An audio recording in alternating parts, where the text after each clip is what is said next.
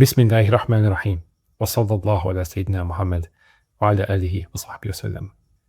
So inshallah, in this lesson, we're going to be speaking about a word that we went through in the last lesson. And that word was Athaath. So it's used in the following ayah. Let's have a read of it, inshallah. وَكَمْ أَهْلَكْنَا قَبْلَهُمْ مِنْ قَرْنٍ هُمْ أَحْسَنُوا أَثَاثًا وَرِئْيًا. And so how many generations have we destroyed who were better in terms of their Athaath? This is the word that we went through in the last lesson. وَرِئْيًا. And uses the word أَحْسَنُوا أَثَاثًا, that they had better Athaath. So we're going to look at this particular word, inshallah ta'ala. Its root is the alif, tha, and tha. So it has two thas in it. Now this letter tha actually has a specific meaning in the Arabic language that I want to speak about, which is quite interesting. Because words that actually have this letter have a particular meaning associated with it. So let's talk about this and then we'll get back to what Athaath actually means. Now, the translation, if you read the translation of Athaath, it would say it talks about possessions, goods, property, and so on. But actually there's something about this word. There's more meaning associated with it. And this is what I want to get across, inshallah. And I thought this was a very good way also to memorize a lot of words and the meaning of words by knowing what a letter actually means. So I've spoken about another letter previously, before, the letter Sheen. I've spoken about that, where it has the meaning of spreading, a tafashi. So, like words that have Sheen have spreading, like shajara. Like the word, for example, shirk, which means association, associating. The word shatta, diversity, and so on. So you see that the letter sheen actually, when it's associated with a word, it gives the meaning of spreading, something that's spread out. So in a similar manner, tha actually has a meaning that I want to talk about, inshallah. So let's just go through words, and these are found in the Quran specifically, because it uses these words with this particular meaning of the tha embedded in the words, which is quite remarkable, I find. So I will go through them, inshallah. For example, we have the word thabata. He was firm, or it became firm. We have, for example, thabit. If we say something is thabit, it is firm and strong. It's not going to budge, thabit. For example, we have the word thubur. Thubur means destruction, complete and utter destruction. So there's something permanent happening. Here it's destruction, but there's permanency involved. So that's one of the meanings of the letter tha.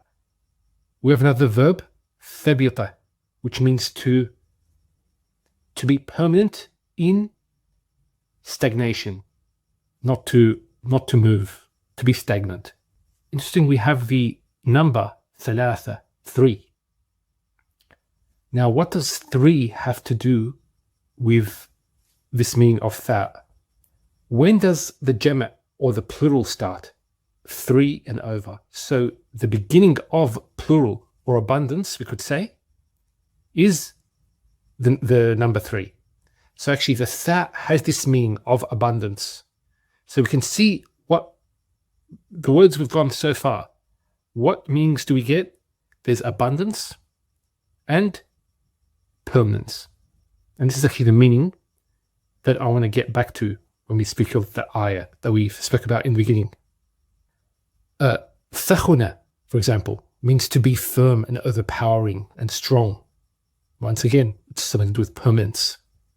In Surah Al-Tariq, النجم الثاقب, the star that pierces, meaning its light goes and pierces through, is a strong light. So once again, there's abundance of light and permanence. You can see the light. It's the light that's reached us. So thaqib, thaqil means heavy. Something that's heavy is permanent, and also you would consider something abundant being heavy as well, because there's so much of it. The word thulla, thullatun min al-awwalin, which is an abundant group, a group of people in abundance. Now we have a particle. Actually, I've got a series of lessons on that particular conjunction, thumma, and it's used for a long duration. So if we say Ja'a Muhammad, Muhammad came, thumma Khalid, thumma would indicate a long period of time. So there's, you could say, abundant time that passes until Khalid comes. Thumma is also used for stages, and that also denotes abundance as well. So thumma, then thumma, next step. So when you're actually talking about steps in Arabic, you use the word thumma. Allah says, for example, in the Quran, وَمِنْ آيَاتِهِ أَنْ خَلَقَكُمْ مِنْ تُرَابٍ ثُمَّ إِذَا أَنْتُمْ بَشَرٌ تَنْتَشِرُونَ. From His signs, He has created you from turab, from dust. Thumma, there's a long period of time, abundant period of time. إِذَا أَنْتُمْ, and behold, you are basharun tantashirun. You are human beings widespread throughout the earth. Okay, next we have, for example, the word thamar, which is fruits, and thaman, which is compensation for something that you do. And these are results of actions, abundant actions. Now getting back to the ayah, where it says, Hum ahsanu athathan wa ri'ya. Now, when we go to the books that translate this word athaath, it gives meanings, for example, property, goods, furnishings, commodities, utensils. But there's one aspect of that which is missing in the translation that we don't get, and that's related to the letter tha.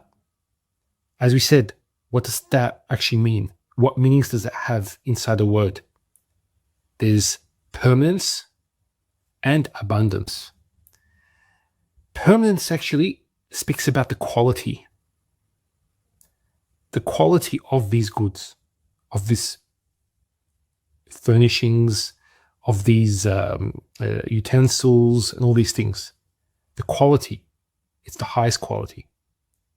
And they're abundant in large numbers. So it says ahsanu athathan, it's talking about the number and the quality of it. So you see how deep the Arabic language is. وصلى الله على محمد وعلى آله وصحبه وسلم والحمد لله رب العالمين. قال محمد هو ابن مالك أحمد رب الله خير مالك مصليا على النبي المصطفى وآله المستكملين الشرفا وأستعين الله في ألفية مقاصد النحو بها نحوية تقرب الأقصى بلفظ موجز وتبسط البذل بوعد منجز.